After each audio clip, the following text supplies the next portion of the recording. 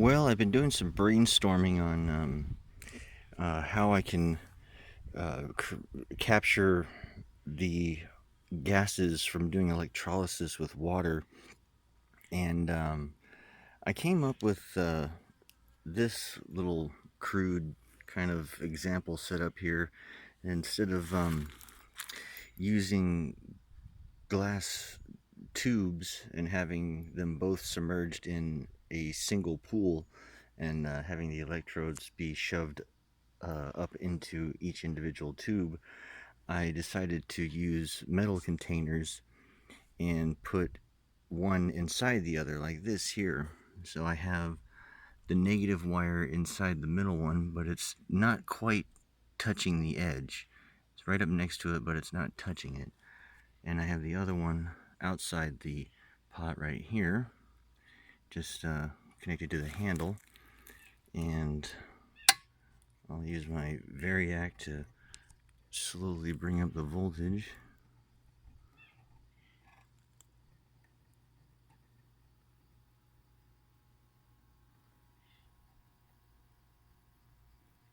Okay, so we got the negative electrode on the inner pool, and its bubbles are being basically captured by the metal cup that I have inside the pool here, and the positive electrode bubbles are accumulating on the outside of the cup. I do believe that those are the hydrogen ones, and the ones from the negative is the oxygen, but I could be wrong. But it looks like there's, well, actually, it looks like there's twice as much bubbles in this one than there is on the outside, so that's probably the oxygen, because it's H2O, 2 parts oxygen, 1 part hydrogen, so you get more oxygen than hydrogen. So, but this example is just to show that you can have metal containers and have them, instead of having the electrodes in one single pool and having the bubbles accumulate on the surface of one pool, you can separate them like this. See, all the hydrogen bubbles are going to accumulate in this pool, and all the oxygen bubbles are going to accumulate in that pool.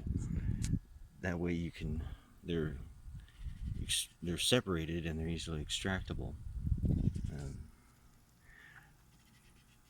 I think this is probably a lot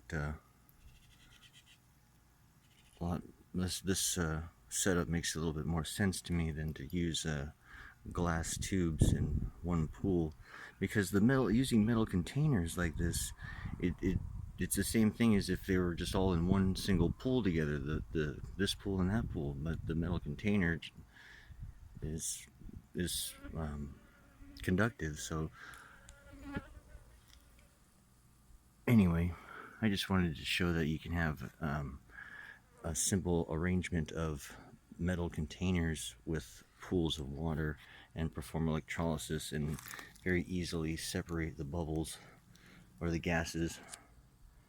See, if I had this container enclosed, and I could start to extract the gases from this pool, and I could have a separate one extract the gases from that pool, and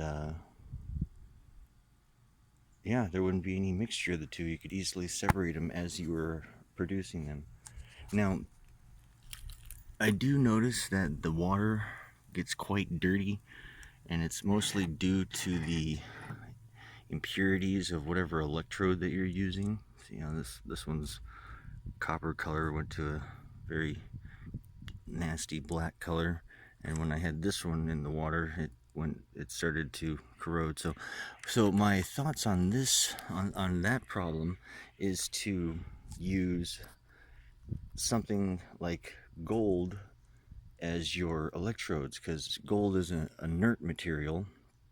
It doesn't corrode or anything like that in water. So I think that's what the discoloration is being caused by. It's being caused by the impurities in the metal, or whatever impurities are in the water that you're using. They will show up if the water is not pure and clean.